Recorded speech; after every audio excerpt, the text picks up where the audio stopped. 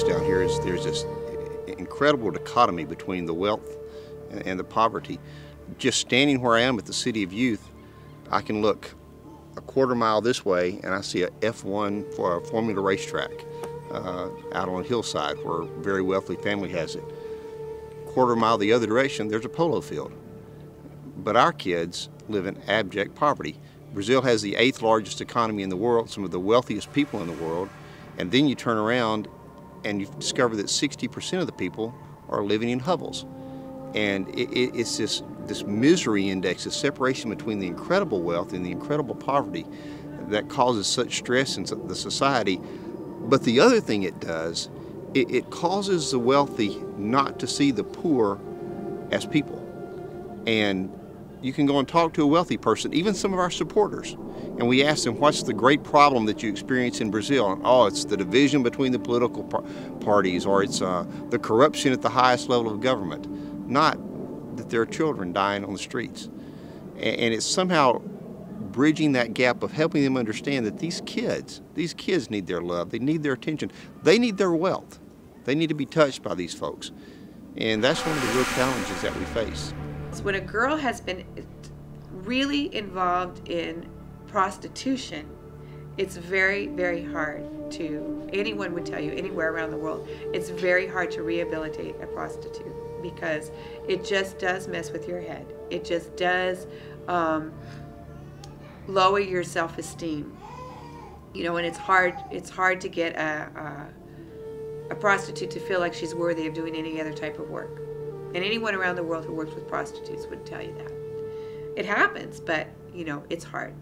When a girl has been sexually abused, it also really does mess with their head.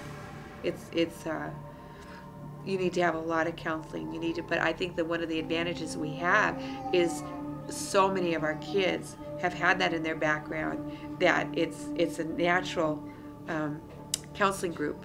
You know, they go through it together. They can help each other. And so once you get that core group of kids who are strong, who have accepted Christ, who realize that when they're in Christ, they're a new creature, and that the old has passed away, and that everything is new. But it's the kids ministering to the other kids that really helps a lot and makes a difference. The boys, in my opinion, I don't know if everybody would agree with me, they, for some reason, just like, you know, you see a difference between men and women, they have a way of compartmentalizing more what's happened, the sexual abuse that's happened, and being able to go, you know, move forward with their life. The girls, it's a little bit harder. Anyone would tell you that it's a little bit harder to work with girls than boys. One of the things the authorities seem to find it easier to do, and that is to send a child to a children's prison than it is to find a way to take care of their needs.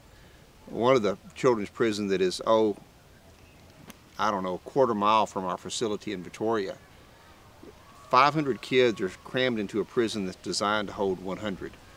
The toilets are a hole in the ground. When it's time for the kids to get their weekly shower, the guards walk on the catwalk above them with water hose and spray the kids down. There are certain cells that are kept dark because the prison, inside the prison, is run by a civilian group that is, or a private company that oversees the interior running of the prison. The exterior is controlled by the police.